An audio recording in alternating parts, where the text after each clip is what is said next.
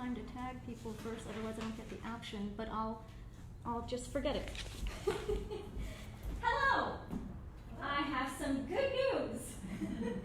I'm actually being recognized next week at the Berkeley Rent Board. I'm getting a proclamation for all the good work that I do. Oh, that's awesome. Yeah, there you go. That's great. Yeah, so I'm inviting you if you're interested and you have time and, well, the weather, you know, Permitting. Yeah. It'll be nice. Oh, good. It's at 7 o'clock at the Berkeley, no, not the Berkeley Rent Board, the meeting. Berkeley Rent Stabilization Board meeting at the City Council Berkeley chamber. Unified School District Boardroom, City Council, is that a City Council chamber now? No. It's the boardroom.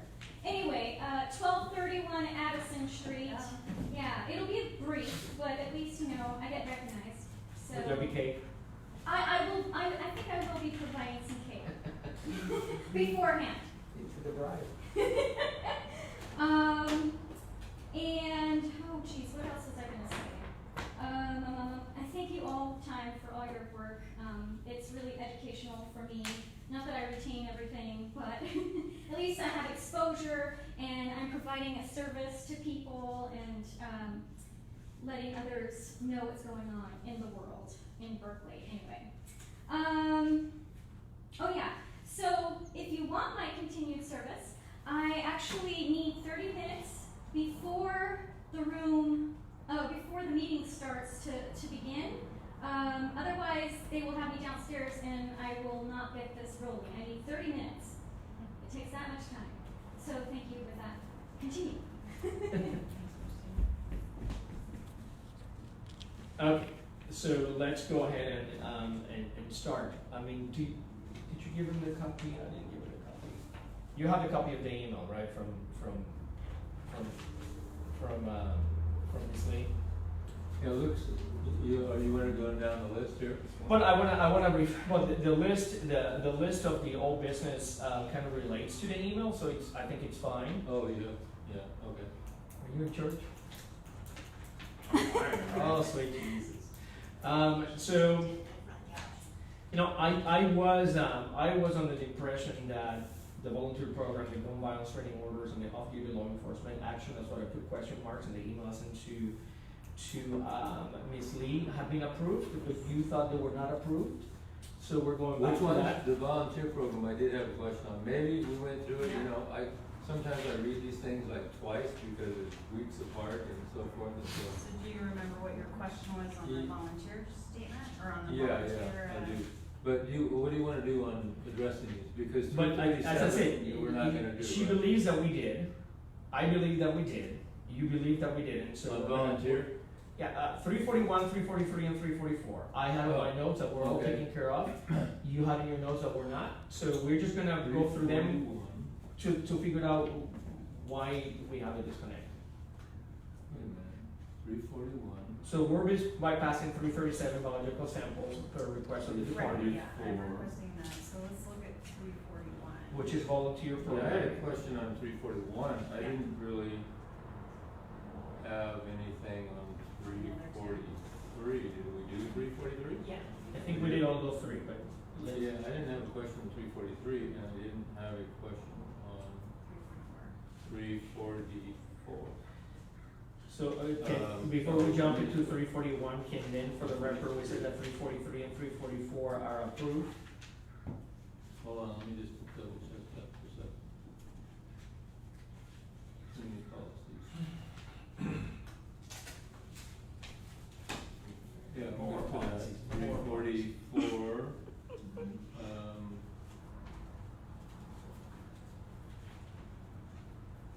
I'm good for 344. Okay. So just on, back to 341 for a moment. It was more of a shell, let me find this one. And once we go from this, we'll go to that shall and should conversation that we had. That We need to have the definition. But Ms. Lee added that to our applications, right? We added the definition of that to us. Yep. But let's go to 341. Let's put that over. Let's figure out what the concerns are. Yeah, okay, hold on, let me find.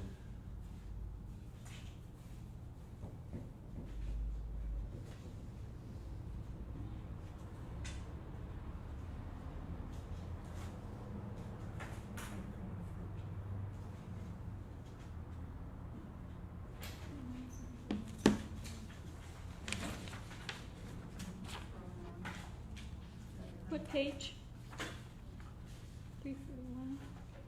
Okay, 341 doesn't exist on this agenda, it exists on the May 22nd agenda.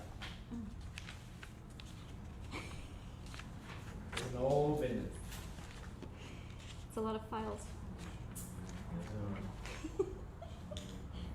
7 boxes worth.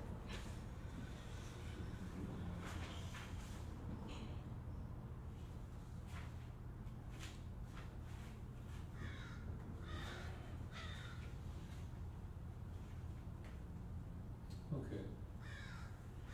So, it was back to some shalls and shoulds. I'm on page, let's see, what would this be, section 341.5. Okay. Property and equipment? Yeah, property and equipment, right.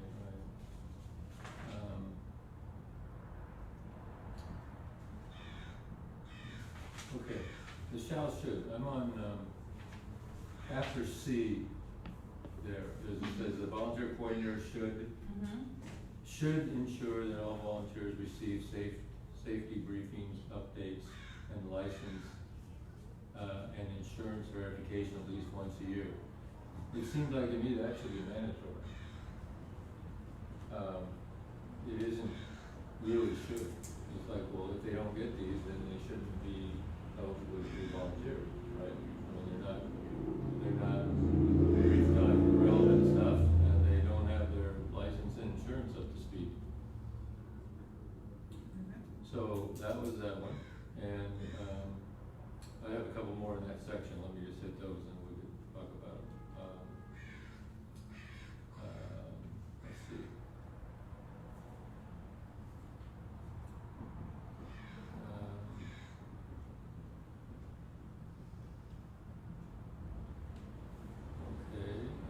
I don't have, that's the only one in that particular section. So that seemed to me that should just be a mandatory thing.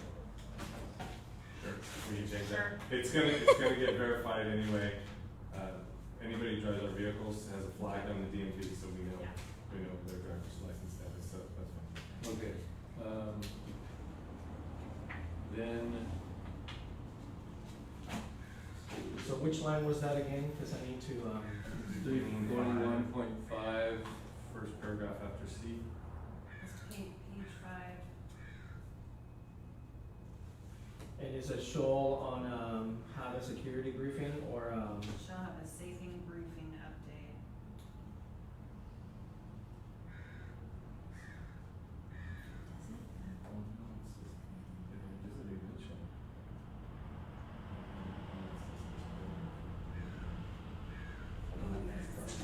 Maybe you should get that.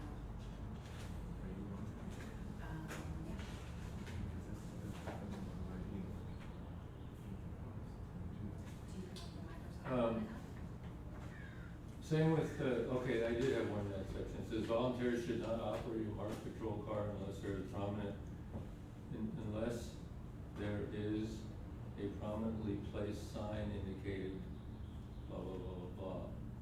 So it seemed like to me that should be mandatory. It's like, well, if you don't have a sign, then you don't operate.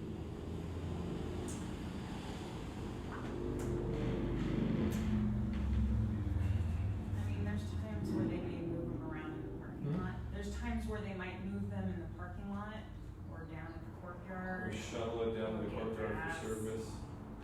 When in that case it'd be following. You mean they're not on a public street or something, or? No, they're shuttling down to the courtyard, between the police department and the courtyard, where we have the cars get serviced. It's like 3 blocks away. It's like maybe 5 blocks, and you would have a patrol car. Typically, they would have somebody following. What do they do, carry a sign around with them or something? How do they get the sign in there if they? Well, we have signs that just say not in service, Yeah. but they're not always available to them, and if they're just taking the car down from the station to the courtyard, that's, it's one of those ones. Another one, it's like if we want to split hairs, sure, we'll push out. so is it a concern that people might think it is a police officer driving the car, Terry? Instead of a sworn police officer driving the car?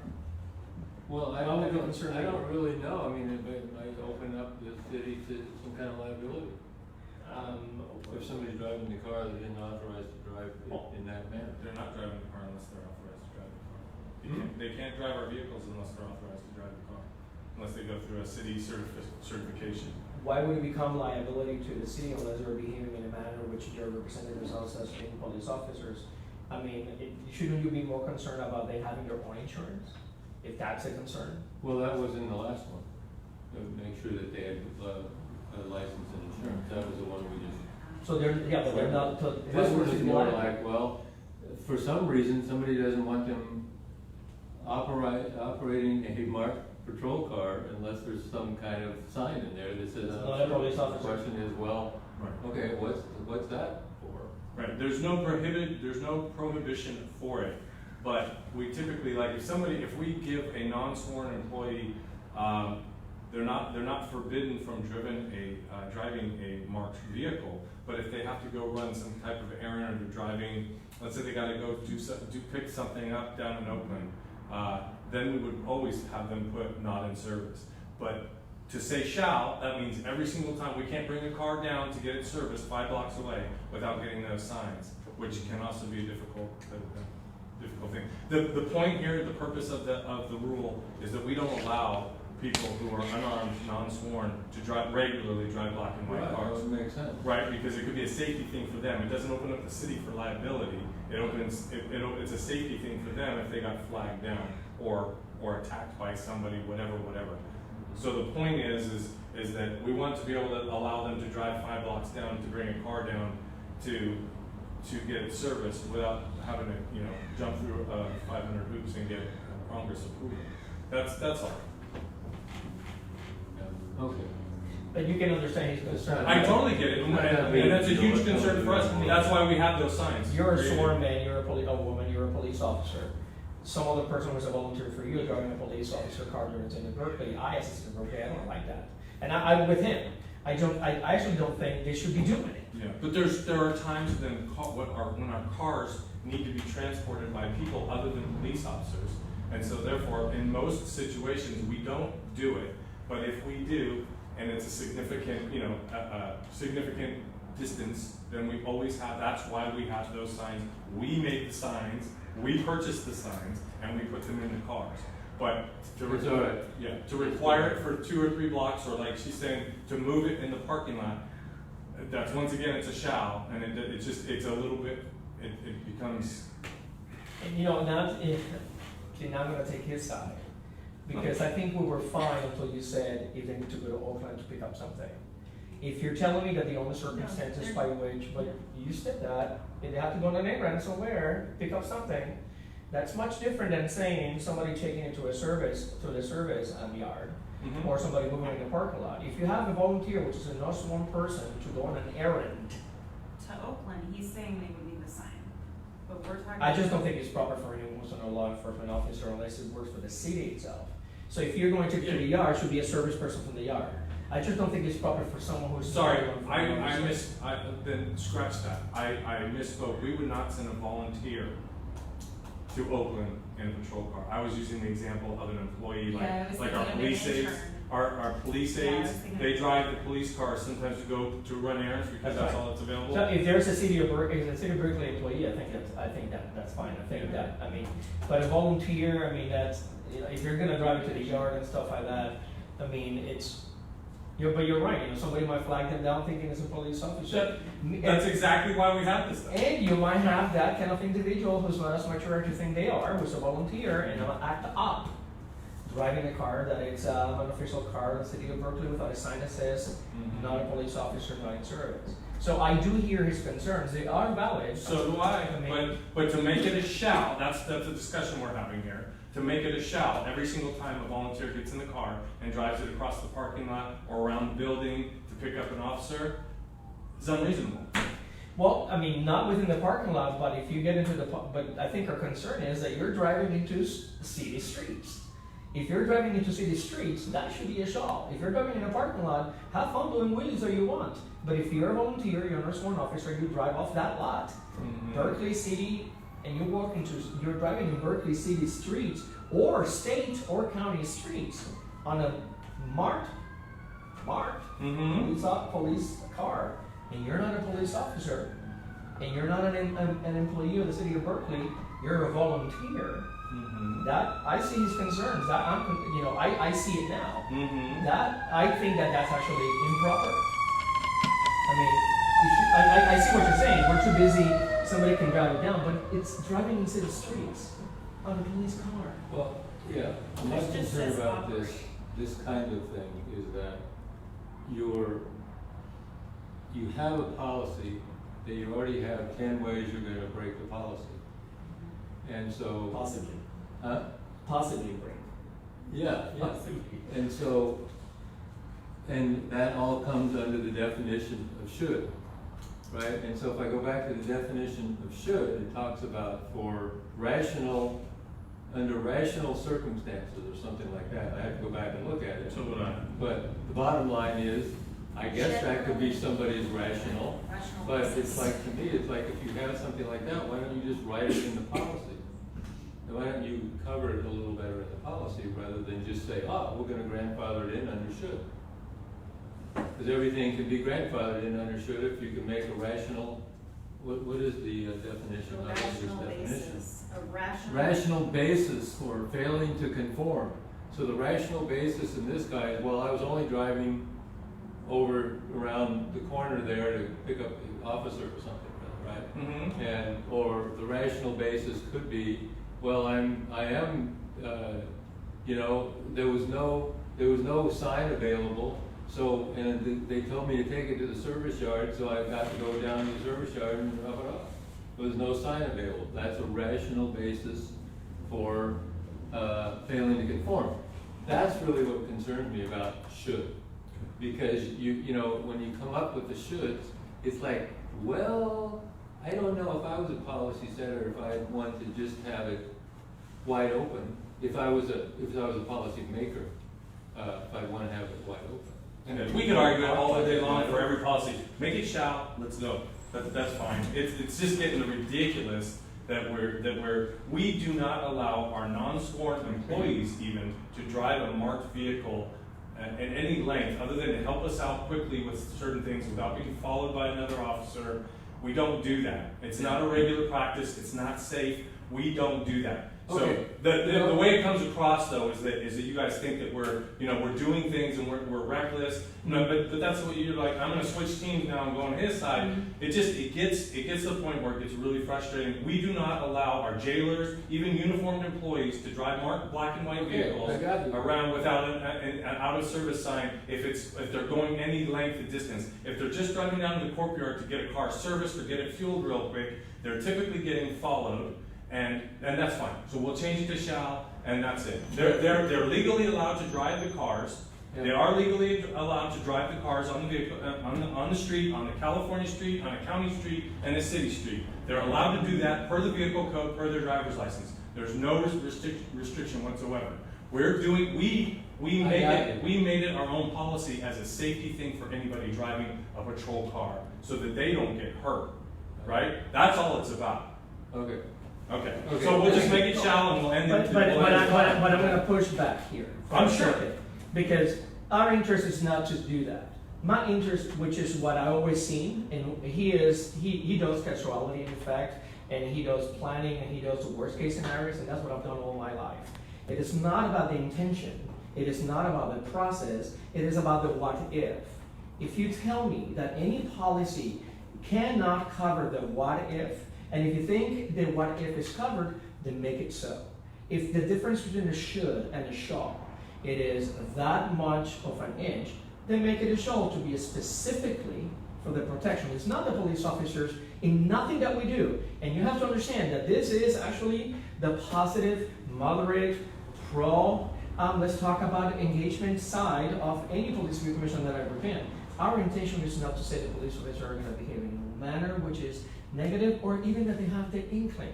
It's just, to us, is what could happen and protect you. And I've said this on the record for the last 12 years. Protect you, protect the city, protect the citizens of Berkeley.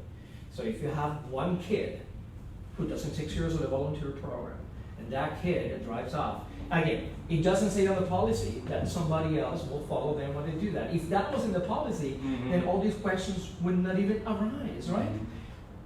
And you cannot put everything on the policy, but I just want to make sure that you understand. I'm either way with this. I just think that it's. Yeah. I'm not an optimistic person when it comes to rules. I think that I'm military, so if the rules are written and it's so specific, you're not gonna break it. I understand that, but I want to be clear that none of us here are thinking that the police officers or the police department in Berkeley is ever trying to do something which is untoward. It has never been our opinion, and it will never be our opinion. So, I mean, but Yeah, the that's sure my show point. is. My point is that we are the ones who recognize it. We purchased the sign, so we put the damn thing in the policy and made it a should. But if we want to make it shall, we can. There's no policy in the world that's going to cover every single thing, every possibility. True. And in my 25 years here, I've never seen a non-sworn employee or a volunteer do something silly, ridiculous with a patrol car, because they're very rarely allowed to drive them, and it's very limited circumstances, such as I described. So we'll change it to shall. So Terry, and we'll move on. is the should as an obligation to be placed is good enough instead of just changing it to a shall, which means that unless they find a sign, if there's no sign anywhere, they're going to have to take a piece of paper and write the same thing with magic marker and put it on it. Okay. I mean, is that Listen, here's where I'm coming from on it. This relates to the bigger picture, right? It's like you have a policy, this is a small issue, so it seems like we spend a lot of time on the small issue. But the fact of the matter is, the way should is applied is important to me. Okay. And so you have a policy here where you're already telling us, well, we know we're gonna break it in certain ways, because they may not have a sign for, X trip around the block or something like that. So the point is that there's a policy there that you're already saying is sort of grandfathered in under should, that they wouldn't need the signs. And what worries me about it is there's a whole lot of shoulds in there that we've been talking about all over these policies. And that is, what's baked into the should cake in terms of, the judgments that are required. A lot of those things, a lot of the policy particulars are really important that people comply, and so to me it's, well, like, gee, how wide open is the should door, that kind of thing. It doesn't have anything to do with trusting you, trusting the department or whatever. It's about policy making to me. It's like, well, gee, if I write a policy, I want to be clear to my employees what. so let's finish 141 and let's have a discussion with them about should and shall, because I disagree with you on the should and shall. I think that your interpretation of should, it's that you think of it as a selective implication, and I do not. I mean, so let's finish 341 and they get into that discussion, because I just really think let's just get to that discussion. Yeah. But 341, this is I'm fine here with. No, we'll change it to shall. We're changing it to shall, and we're moving on. All right. You got it. We're gonna put that out, and we're gonna get extra signs, and by golly, if anybody takes that thing out, they don't have a badge and a gun, they're gonna have signs marked all over every single time, even to get fuel.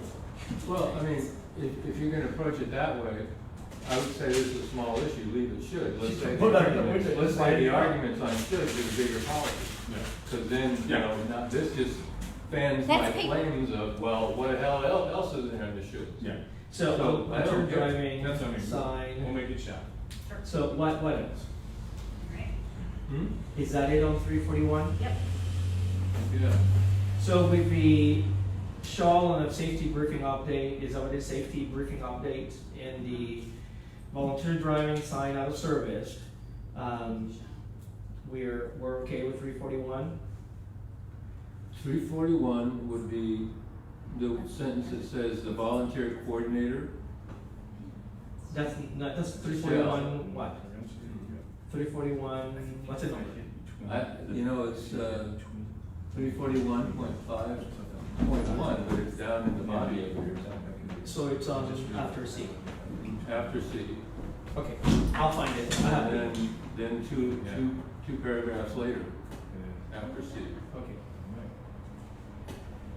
Okay, so before we get into,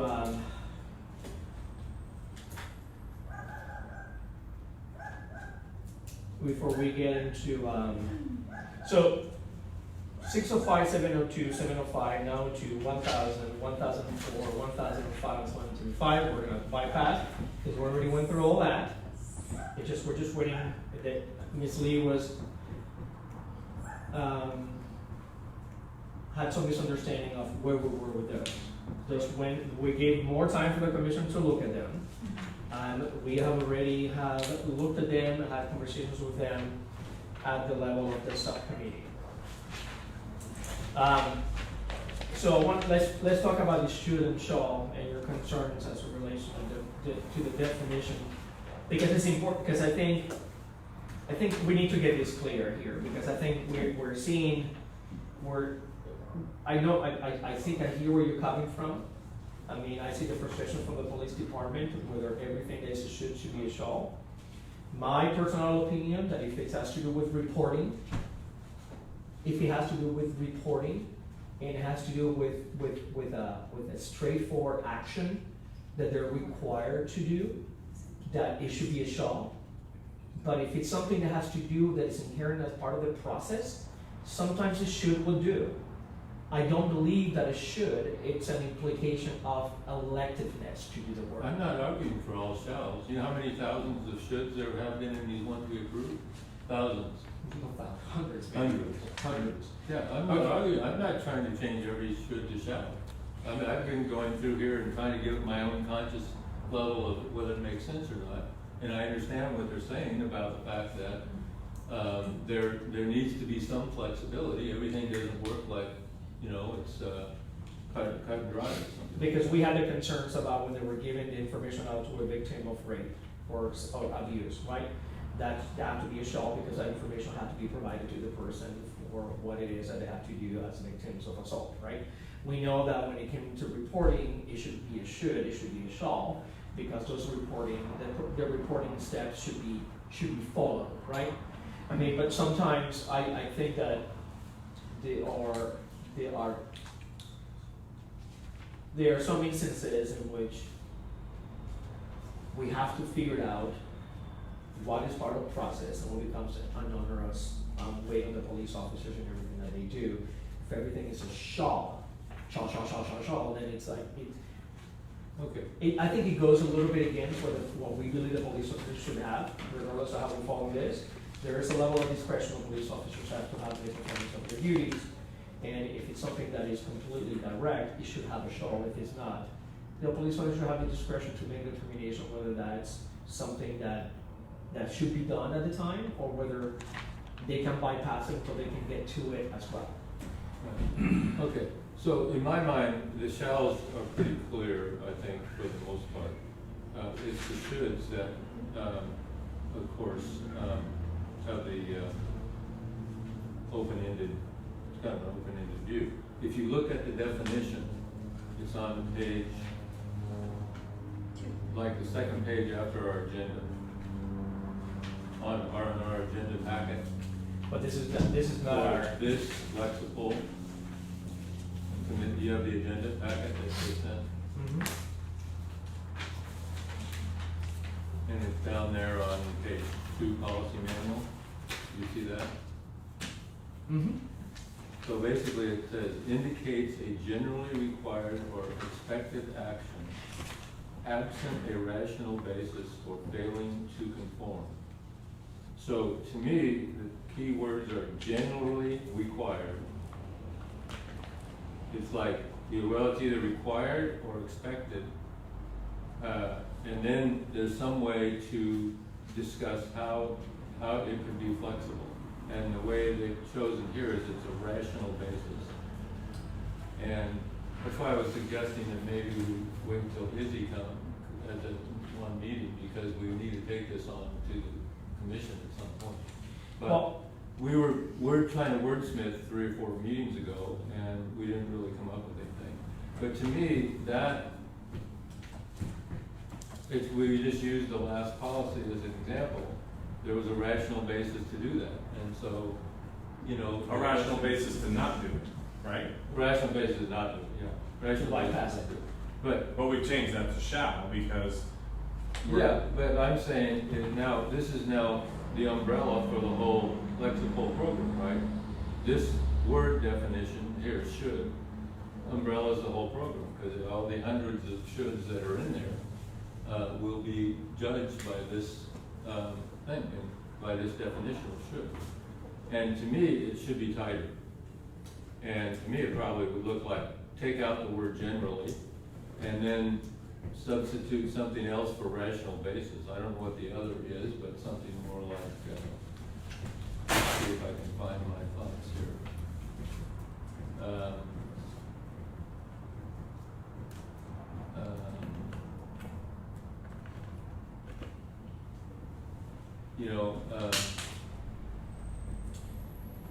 Something with the intent of that.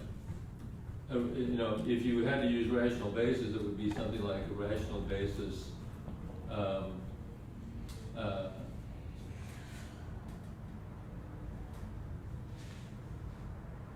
And after exhausting all possibilities, the officer could not comply, or something like that. So to me, it's like it would be tight.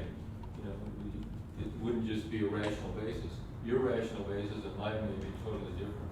Right, based on my 25 years of law enforcement experience, right? Right. That might be, my rational might have a lot more as generally, being recognized as a court as an expert in my field.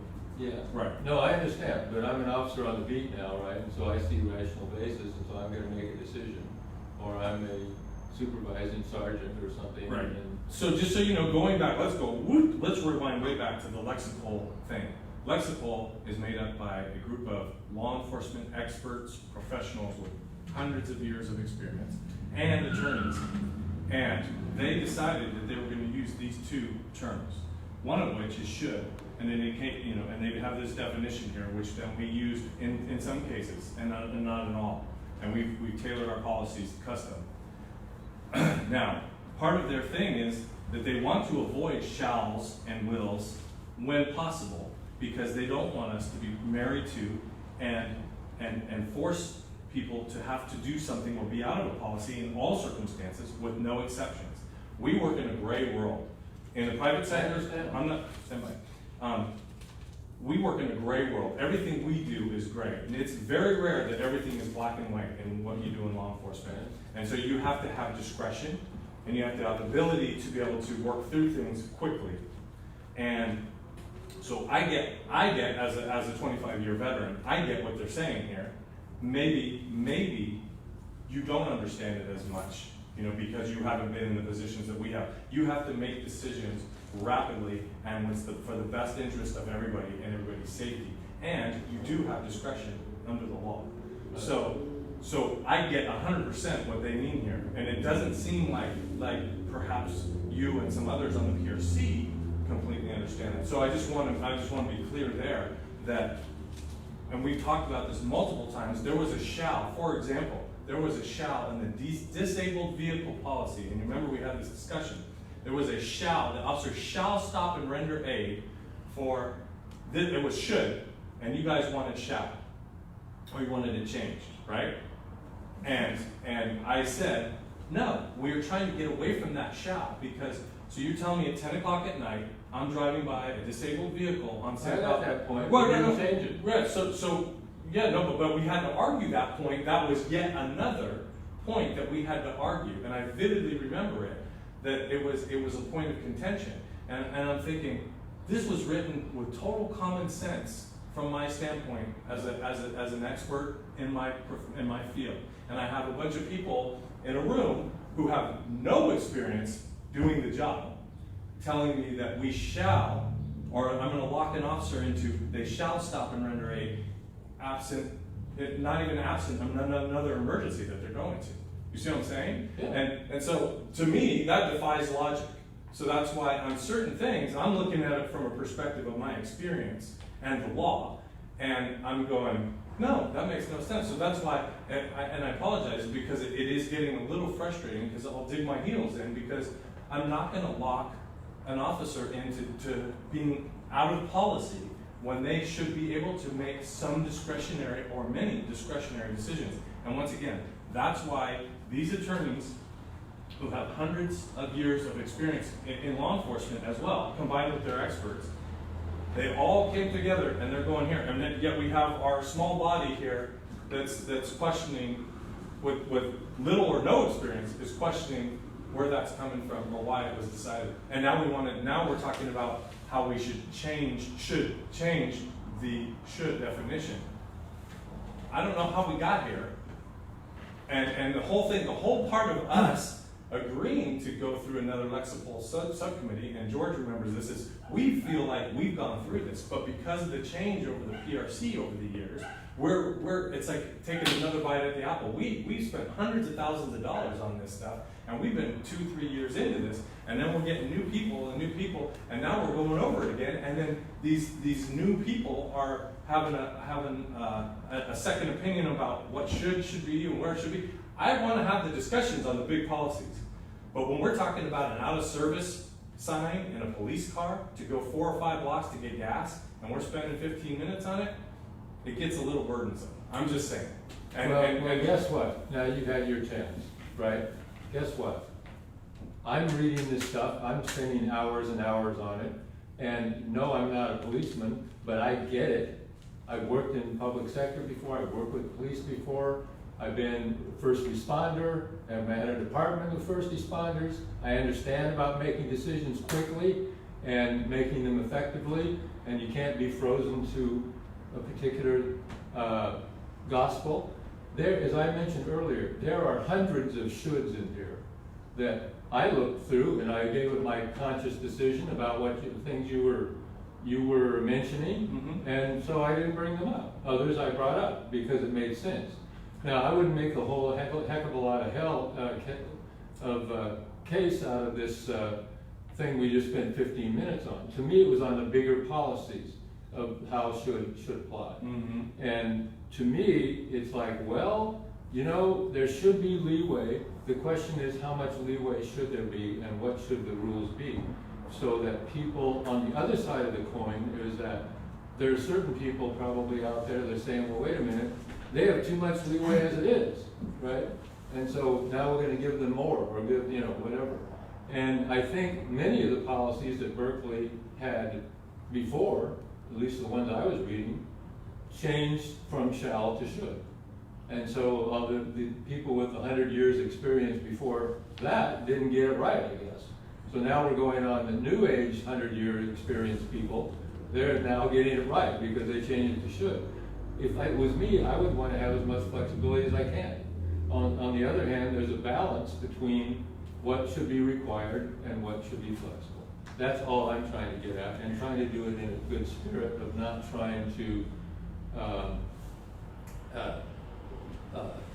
you know, give officers and managers no flexibility. I don't believe in that at all. So, to me, maybe this definition will survive, maybe it won't, I don't know. I'm just raising questions about it because, to me, it's pretty wide open.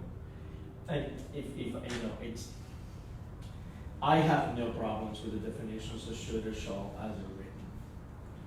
I think that to be honest, when we read indicates a general require or expected action, I think as a civilian oversight board, there is, unwittingly or subconsciously, I think there is an evaluation of, oh, that leaves a window open. And I think that if we stop that, if we can say that and promote that, I think people will understand it. I think that absent a rational basis for failing to conform is a fairly strict statement. That means that you have to justify why you didn't do it in order not to do it. That leaves a police officer liable if he doesn't justify it, or she. Leaves the department liable if the police officer does not justified in the right manner because he took the wrong action. I would agree with you that we live in a great world with nuances. The only problem is that when police officers take actions, the black and white goes away and the end results are not gray. The end results of your actions, whether they're justifiable or not justifiable, are never gray.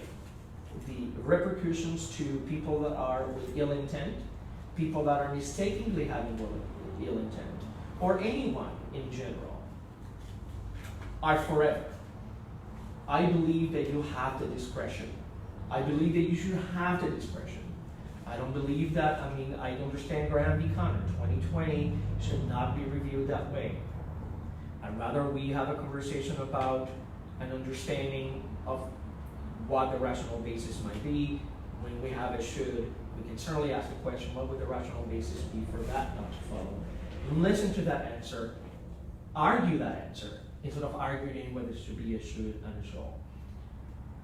I've been in police oversight for 25 years. And I can tell you that there's 100 lawyers on the other side who would say that you have to have less discretion, that the nuance in the gray area doesn't work in a positive for the community, particularly communities of black and brown. Not necessarily in Berkeley, but maybe in Alabama. So you're looking about all these general orders, and people always say to me, but Berkeley's not Oakland, Berkeley's not San Francisco, we are not LA. And I say, I don't care, because I am not judging police officers in Berkeley individually or as a department or how good they are or how bad they can be. I'm looking at the general order as an instructional manual on how to proceed and due process to themselves, to the public. So I come with no judgment about any police officer in any department whatsoever, ever. Because I can't. Because if I do that, then I do a disservice to the police department, which has to follow these rules, and I do a disservice to somebody else because I'm having a wrong narrative and a false statement. And I cannot do that. I live in Berkeley. I see the police officers operate in a respectful, dignified, public-oriented manner. I have never in 18 years in Berkeley have had a negative interaction with a police officer. I have never seen them act in a manner which was negative. Never have. So that's not my experience. But having said that, somebody else might have much different experience. So in the case of general require respected action, I think that's fine. I think we should have a discussion more of if something you think is a should, and it's a shall, but it should be a shall, then I'd rather have a discussion of what's the rational basis for that to be a should, and have an open mind to understand where discretion comes, where nuance comes, where the casuality in action comes, and then just have an agreement on it. But for us to change a language by which every single standard on the policy manual is reflected and evaluated, and I just don't think it's necessary. I think the discussion individually of how it is used, what the discretion is more valuable for us in uses of force, in proper detentions, more than you're right. Whether a police officer has to stop everything that's happening on the way to a call. And then if that's not even written in a general order, then you don't have the nuance of the discretion for the police officer to not stop for that abandoned car or car in distress in response to a call for assistance because he says a shall. And if he doesn't or she doesn't stop, they're in violation of a general order and they're liable on their discipline. It just doesn't work all the time, and I get that. So I don't know if this sways you somehow. Here's what I think we ought to do with it. I think we just ought to, apparently, Captain Roleri is not interested in discussing changing the definition. And he's not amused by it. You're not interested in it either. I think it's what fine we the way should it do stands. is, so we can move on, I think what we should do is make sure that when we take these things in front of the commission, that they understand what the should means. I That's don't right. think people, for people who haven't read it, they probably think it's even more open than it is, truthfully. I think that's a great idea. And then I think that's a discussion, yeah. at least we could make sure they understand it before it goes through. They can have their say on it, and we'll go on. And as I said, if it's something that has to do with reporting, you shall report this. I think there's a lot of shows on reporting. I mean, particularly if it has to do with a crime, particularly if it has to do with issues of force. Or it's I mean, legislatively mandated. That's right. I mean, I think that there's different instances in which it shows an obligation might just supply a false sense that that's not operationally practical. And if it's not operationally practical, then let's see what the justification that exists for it to be a should instead, and hear from them, right? The huge benefit of the doubt, because they're the ones who live with this and practices, and this is their profession, to say, you know something, I had this instance in which I had to do this and I had to do that, and this is what I did, and it became a should, and it was a should, and it works as a should, and it should remain a should. I mean, But I do think that there's general orders in which we should be more specific and shows than in maybe all of them. But we can have the discussion. I think we should ask him, okay, what's the exigent circumstance here that will make you say this is a should instead of a shall? Listen to that explanation, and if it's a viable one, move on from it, and if it's not, then argue the point at a higher level. But And I feel like we've done that kind of so far. Yeah. There are times where we've discussed things and we've decided that we're going to change to a shall, and where you guys felt like it should have been a shall, and we've done that. But there are some where I'm looking at it from my experience, and I'm thinking there's no way we're gonna. That's not reasonable. It's gonna hang an officer out to dry when they're trying to make a discretionary decision immediately, and it's not legislatively mandated. So there's certain times where just respectfully, I'm gonna dig my heels in and say no, that's not practical. I understand. But George, if we take the definition at some point to the commission, so they understand what they're proving. they should have it as part of Larry or the chief or whoever can make the case that this isn't a wide open should kind of thing, right? Because I don't think I had a commissioner on one of the Lexipol a couple meetings ago, lean over to me at the meeting and say, there's a heck of a lot of shoulds in here.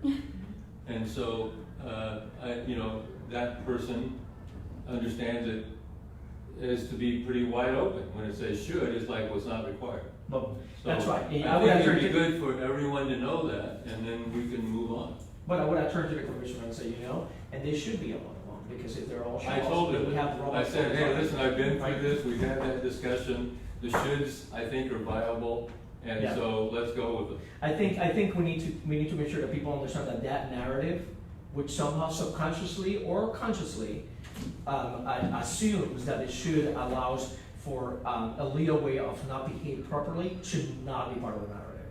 That should not be part of the narrative at all. The narrative should be based on what it is trying to accomplish, what the directive is, what's the nuance, what's the discretion, and how does it follow through. And there's a show somewhere that makes that should be more applicable, but it's not in the right place, and it should not be there. I mean, so I think, I have read general orders so long that I found all the old general orders in a binder like this when the original Lexipol. But I'm gonna say that the reason why we're here is because there was a review of the Lexipols were not brought to the subcommittee, a year ago, 2 years ago. So if we had had this 2 years ago, well, I don't know, maybe the makeup of the commission would have been a little more argumentative at the time. And I just want to point out that policy 103 that explains should and shall went through this subcommittee and got approved by the full commission. Sure. So Yep. it's like we take 2 steps forward and 1 step back. We just have to. Hold on. The volunteer policy got approved last week, and now we're arguing over it. So We just have to remind people of that. Well, that might have been, that probably Remind was my people, fault, and I was volunteer, but. I'm just saying, it's getting a little tiresome to have to keep repeating and arguing over policies And I think it's a great idea by Commissioner Roberts that maybe it would be a really effective thing to specifically call out 103 to the full commission and say, hey, we want to bring this to your attention so that it's very clear for everybody what the definition of shall or will, and should Right. means in these policies. That's right. When reviewing these policies, please refer to 103 on the definition. And I think if you emphasize should indicates a generally required or expected action absent a rational basis, it means basically if you vary from that, you're going to have to explain why, right? And that comes back to discretion. So that's So I agree with that. There are new commissioners on that weren't there probably when 103 went through. I was probably there, but I don't recall it ever going through the phase through. But I think what she's trying to say is that, and I understand that, and I think that Allison had that at one time or the other. We made a decision in something, and it's a rule of the Police Review Commission, we do not revisit crap again. If there was a vote and the vote was taken, there has to be an exigent circumstance that is provable to the commission or the community that you have to revisit something. Because it's a disservice to the work that was done before by other 9 commissioners. And it's also a disservice to the hours we spent here and to the police department and their efforts. So, I mean, it's important that we say that as well. You know, if we're going to revisit everything, we're going to lose the credibility of review. And I'm not kind of feeling that. Now, we do have to review 302.6. It's not on the agenda, but we have to add it to the agenda because, or at least look at the language that it's going to be in front of the commissioners today. It's on the agenda. Can we? It's on there on our agenda? Yeah, it's on our agenda. Can we do Second page. the re-review the policies that we've gone over and that I've changed, the 319, 322, and 333? That's what I require, that's fine. What time is it? Oh, we have time. Great. So 319, hate crimes. 319, hate crimes. 319. Okay. Remember, we're talking about the gender identity and all other stuff, the definitions that we were changing. 319. Have we gone through this one? Yep, couple These are the, times, couple, 3, 4 times. and these are the And I made changes. some Okay, changes. now, what, okay, and, They're red on your packet. yeah, and so. Oh, yeah. 319.6. Well, it was just I remember going through it. I had, my notes showed that, if we're on 319 now, my notes showed that, there would be changes to sections, 319.6 E, G, Okay. H, Can you look at the And most recent? I. And I think yours, whoever George's or whoever's at E, G, and H or something like that, where are those? Oh, here we go.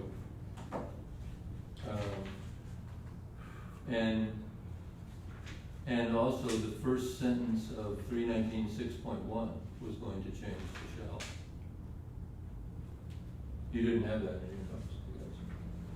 I remember going through I made the this. changes, and you guys should have the updated version that has all those requested changes.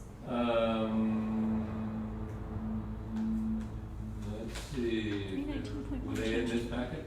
I have no idea, but they were sent to You have guys. it, it's in the package for today. It's, the 319 is there. It changed to shall, 319.1. Okay. Is that what you said? I have 319. Let me just look here a minute. 319.6. You're standing under the heat there. It's comfy over here. One. Yeah. Well, it's too close over there.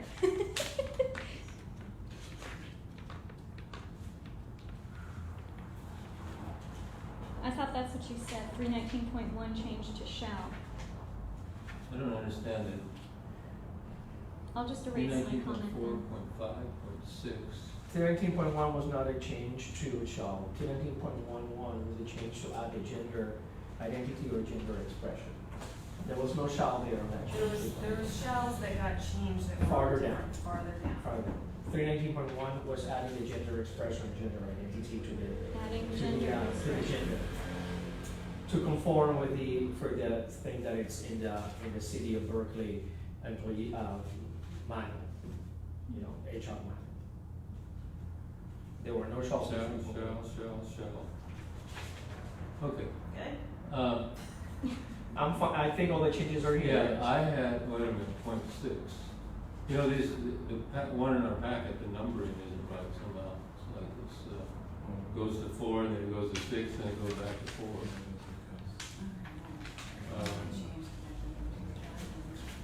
So,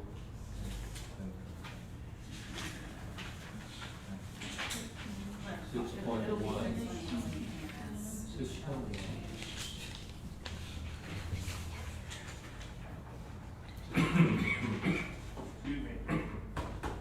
Supervisory responsibility. Okay, the numbering is wrong, at least on the one I have. Okay, But do yeah, you I remember have reading to, it? I have to cut and paste everything into a whole different document and make it into a PDF. I and then understand, turn it but back I mean, into a I Word just, document. I'm So trying to do the find, best that I can. I'm just trying to find the area what I was looking for, so. Okay, oh, I see, so you just didn't make the change. So 319.4.1 on this document here, the last page, We decided not to make. basically it's should, and you say PRC 1 shall. Yeah, So they just didn't make the change. but we made the changes on everything else. Pardon? I said, but we made the changes on all the other ones. Yeah, you made the change in the middle. So, okay, Which one was I didn't it? see that. Which one line was it? I thought we agreed to make it, you agreed to make the Three. change and you didn't. So I had it in mind as they're gonna make the change and so, So It wasn't a change. which one is it, 319.4 what? It's on page, it's page 4 of the hate crimes. yeah, page 4 of the hate crimes, of the one in our packet. Yeah, so up at the top, it should, there's a Hate- comment. So, So basically, we went through all of these, we changed Yeah. these shoulds to shalls for the PRC, per the PRC, per So the which one is, PRC. which one is? He's saying, looking at this Ah. one, PRC wants shall, but we kept it as a should and changed the supervisor to a shall. That's fine. So we didn't That's fine. change it. That's So, fine. see, we kept it as a should, but then we changed this should to a shall. Yeah, they should on the wanted this preliminary shall, actions and the and shall question on about the that. steps. We kept this as a should and made that a shall. alright. So they should on the think- preliminary. Yeah, the and the reason shall I on the flagged steps it because it was supervisory. different than my notes said. That's all. Yeah, no. mine was. So they agreed to one and not the other. I think we ought to move on. Yeah. Okay? I agree. Uh, So three- we're saying amen to 319? Yeah, Yeah. the one that's in, she I- just have to change it. I like, Yeah, I will fix the numbers. I like the shall on the steps, on the other one Sure. was not necessary. And then on 322, we made some changes. 322. Yeah, 322, addition of the body worn camera, referral to the general order, I see it on 322 1.1 definitions, right? Oh, you were gonna inquire I made about some- changing. Right, I made the changes, so in your new packet should be the updated version, it has all of those changes. Okay, so that's, you changed it. Yep, Okay, then that's that. I don't need to look at it. okay, oh, that's great, Shall on the security of the computer system. yes, I mean, so, yeah, it's, Thank you. cool. And same thing for 333, the private person's arrest, there was some language in there that needed to be changed. Three, which one? 333, the private person's arrest. 330, oh, private person. 333. Okay. I'll find 333. When Did I it's miss finished something? wrong. 322. 333. oh yeah. And what was the issue there? I have to find. It's my in old red, it's in red on the, in your new packet. In the new packet? Yeah, I So- found it. Yeah, so we The made release of the this office, for okay. the PRC, we changed this, any officer who confirms that a private person's arrest Do you know how devil's advocate, is right? unlawful, shall promptly release I them. remember that one. Right? Okay, good. Go. So Right. that's that. Alright, now let's talk about handcuffing and restraints. Okay. Let's talk about what, 304? 302. 302. the language on 302, Handcuffing? the language specifically related to 302.6. That's what we, It's only the one section? yes, because this, remember, this originated from the conversations of, I wasn't in the original conversation. So that's this why- was a conversation of the full commission, initiated by Pritchett, then Commissioner Pritchett, about the usage of spit hoods and masks. Right. And then that was referred out to the subcommittee. The subcommittee looked at 302 and tried to figure out how to balance the concerns Yeah. when there's a medical condition, and what steps do police officers take when they're using the mask during those conditions. So if you look at the language on page 3, well, 302.6, 32.6, Three what? 302.6. Point six. Okay. Application of spit mask? Yeah. So our concerns were whether they used that, this is a shall thing, Terry. And the discussions at the commission level and the subcommittee level were to create situations in which there was a possible medical condition or any condition that could arise that could create, exacerbate the conditions of the person that could get into a dangerous Mm-hmm. level, could be mitigated. So we added, instead of should, to shall, to fasten properly for adequate ventilation, shall to provide assistance, shall not use situations where the restrained person is bleeding profusely from the ear and the mouth or nose. In such cases, proper medical attention shall be obtained. Where are you reading from? That's like. Everything that's red and yellow, everything that's red and yellow, it's in front of you. Everything that's red and yellow, right there, red and yellow. Okay, well, No. that's not what the latest is though, they're not shalls or shoulds. What you have in your packet for discussion today is it's new. Well, that's what I was gonna ask about, the yellow ones, Uh-huh. which were back when, right? Sure. They had shoulds crossed out and shall put in. That's So, but the okay. changes that the commission sent back in the subcommittee. But these Right.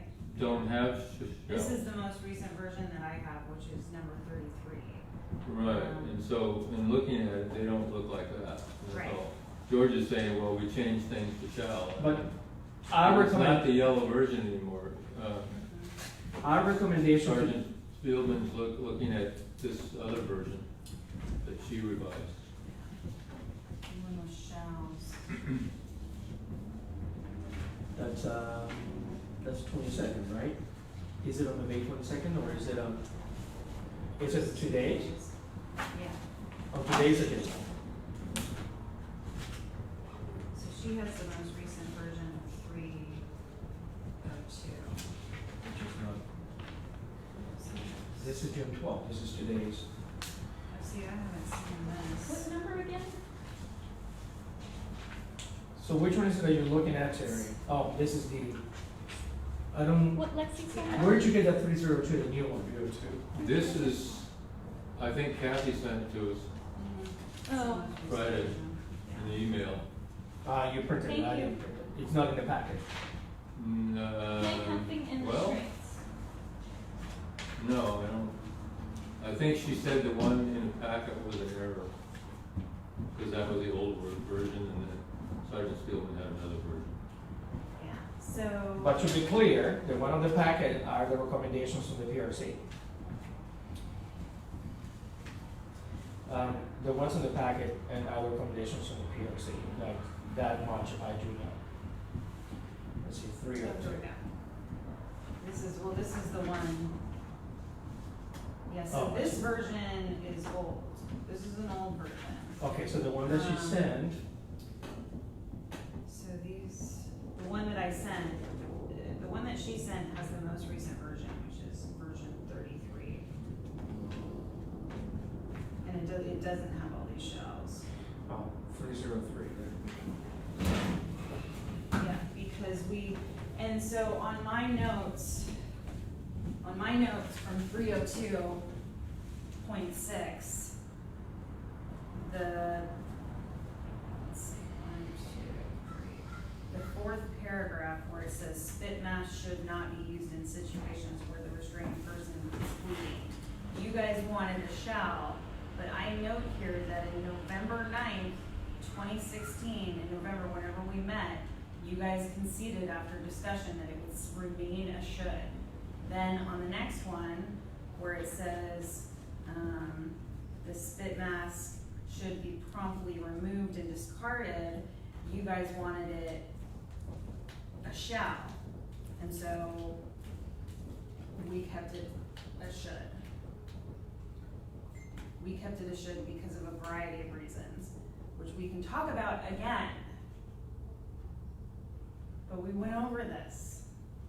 No, the language was specifically to change. Spit mask shall not be used in situations where the restrained person is bleeding profusely from the area of the mouth or nose, or if there are indications that the person has a medical condition, such as difficulty breathing or vomiting. In such cases, prompt medical care shall be obtained. That was the wording of the last conversation that was made by the subcommittee was that's a shall right there, and that was as a balance of the equation to the concerns of the commission. I mean, we strongly believe that if a person has bleeding or I condition, hear it's a shall. what you're saying. I hear that you guys want it to be a shall. I'm just telling you that this is the most recent version that I have. And if you guys want things to be a shall, then I can, again, because I think I sent it, you guys were pending, you guys wanted to have your spit mask presentation before we even talked about this, What's gonna happen? which is happening tonight. So Right. I'm not sure why we're talking about this right now. Because I think that the commission, regardless of the presentations, is going to say that in situations in which it's a medical condition, there's bleeding, there's vomiting, the mask shall be removed. That will be the compromise, and that will be the compromise that the commission will have with the department if there's any on the usage of spit-coated masks. If there's any compromise. If there's any compromise. If not, the commission will probably be ready to send a letter to city council saying no usage.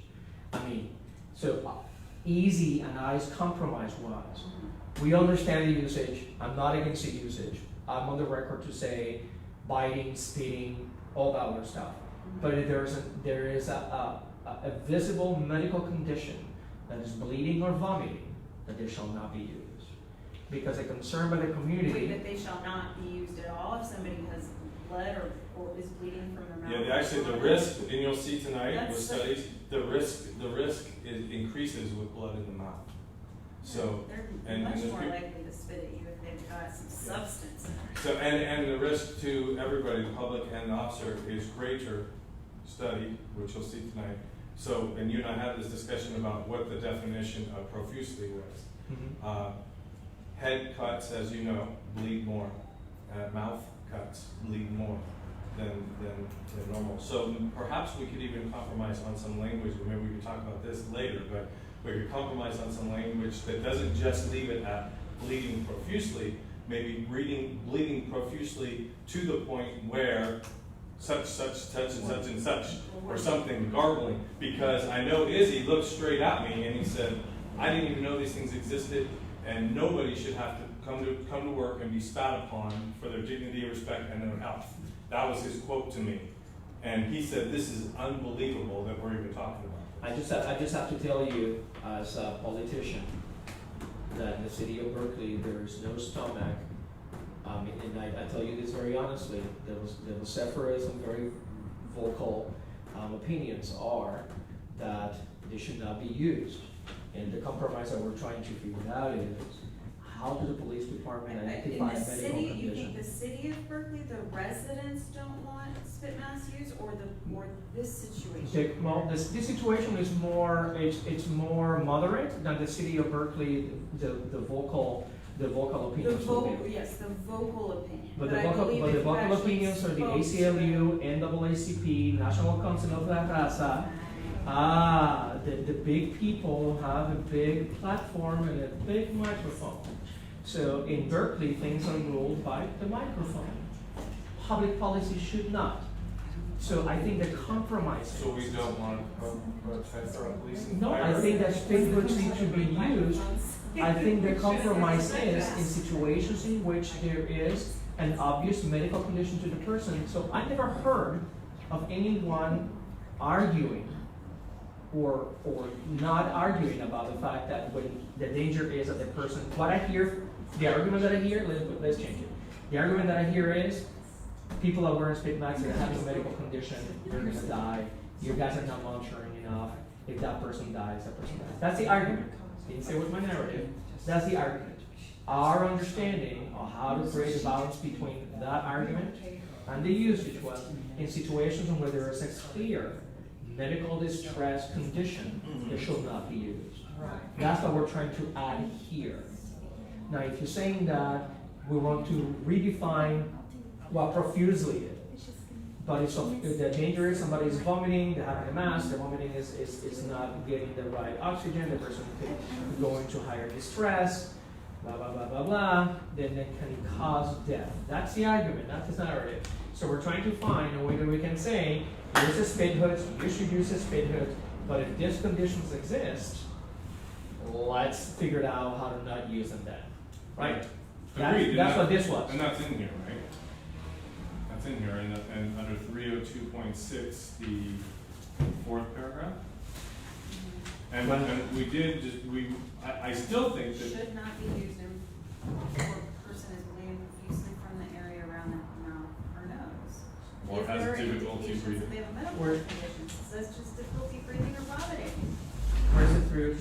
You and I specifically had this conversation.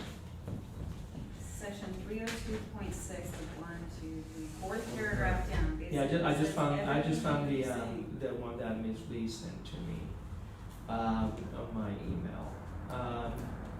Application of split mask. Split mask should not, in the one that I have, or unless this one's changed. Yeah, did Terry give you the hard copy? Yeah, there it is. So I'm reading our original. I'm reading what's on the that she sent, and you're saying that there's a new one. Okay. Yeah. There's 10 sections of the thing. You are correct. They're uploading in minutes.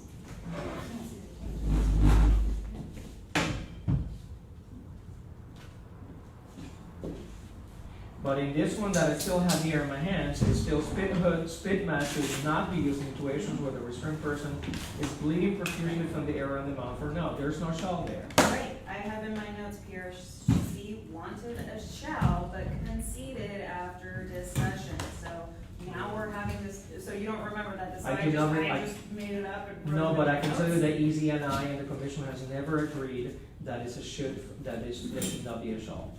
I can tell you that right now, we have our recordings on the record, with PRC. We have never, part of the compromise that we had was that that had to be a shall. That had to be a shall. Okay, so you guys want the first should in that paragraph to be a shall, right? And then where is the compromise? You want you're okay with the second should in that paragraph? The compromise is use spit hoods. That's the compromise. Well, I'm just. Oh, it's to allow us to use spit hoods? Well, because I'm going to tell you, I mean, the community, or at least the verbal community, which just said this. That's right. But if you argue with someone to saying that spit vis-a-vis a medical condition, there's no balance there, that's an argument that you will lose. With a moderate and with a left of the left. I mean, so if you're telling me that the shall, when there is an obvious medical condition or suffering or distress, it's a no, that's a problem for a moderate. Because I think that the spit hoods should be used. I'm on the record to say that. That's my only concern. A medical condition that is visible, that is a person in distress. What happens as a trigger to remove it and not be used? So as a compromise, if we were to change it to shall, right? Paragraph 4, first one, spit mask shall not be used in situations, then my compromise would be that we come up with some compromise on the language on on bleeding profusely, because as you will see, there are studies both from Stanford and others that show not only does the risk increase when there's blood in the mouth, but your own fire department here is also talking about this too. These are tools to protect us, and you have to remember where we come from. When there's a quick rush to get Axon cameras to view what we do because there's a perception of distrust, but they don't want to get the pager to help defend ourselves. That's you have to understand the culture that how the Berkeley police officers feel. No, I'm with you. So I'm not, I I'm hope not, you understand that. I am not. The record knows it. It will follow me to the grave. I am not against tasers. I think that It's on the record. I think that if we took out the restraint that is bleeding profusely from the area around the nose and mouth, if we took that out and just made it spit, mask, shall not be used in situations where there is an indication that the person has a medical condition such as difficulty breathing or vomiting. I think that makes sense. But if we're just saying that they're bleeding around the mouth and nose, we're calling that a reason to take off the spit mask, that makes no sense. Okay, so let's say there's an dynamic takedown, right? What? You're doing use of force. And in the use of force techniques, you do a dynamic takedown. And there's a dynamic takedown, the person falls on their face and shudders their nose, is breathing profusely. You do not know that it's a broken nose, that's going gargles, going back into the throat, creating the lack of oxygen, creating the possibility of asphyxiation. You put a mask on them, they're on distress. Every single thing has to be evaluated. There was one piece you missed there. At the worst case scenario. Yep, but there's one crucial piece you missed. You don't do dynamic takedowns. No. Okay. No, that wasn't it. You said they took down, we don't know their nose is broken, they're bleeding profusely. You're assuming we put the mask on without what? Without what? They're spitting at us. Without assessing whether there's a broken So nose. somebody's handcuffed and bleeding, and they're going, F you pig, because I know, once again, in my experience, that people aren't happy when they have to go to jail. And their nose is bleeding, and they're going, F you pig, F you pig, F you this, and guess what they're doing? Continuously. But I'd like to see somebody on this PRC take that. if he I wouldn't. choking on said blood, right? If we put it on because he's spitting at us and his nose is broken, and then he started choking, Yes, and please. there were indications that he was having difficulty breathing, as difficulty breathing or vomiting, right? We would get him medical care. So perhaps after the thing today, I think we can, Terry, you're being quiet, so that's okay. I think we probably need to, the department needs to have a conversation of what would a medical condition would exist in order for the department to reassess and not use the spit mask. I think that would be a conversation, because all I hear from that noise is medical, you're gonna kill people, right? So we need to diffuse that somehow. We need to diffuse that conversation somehow.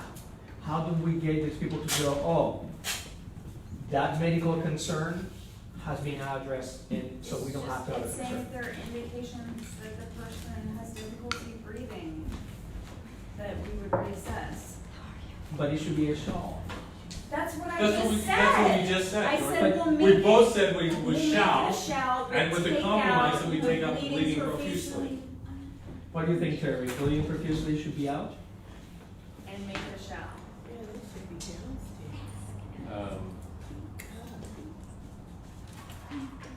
Yep. Hold on, let me just read it without.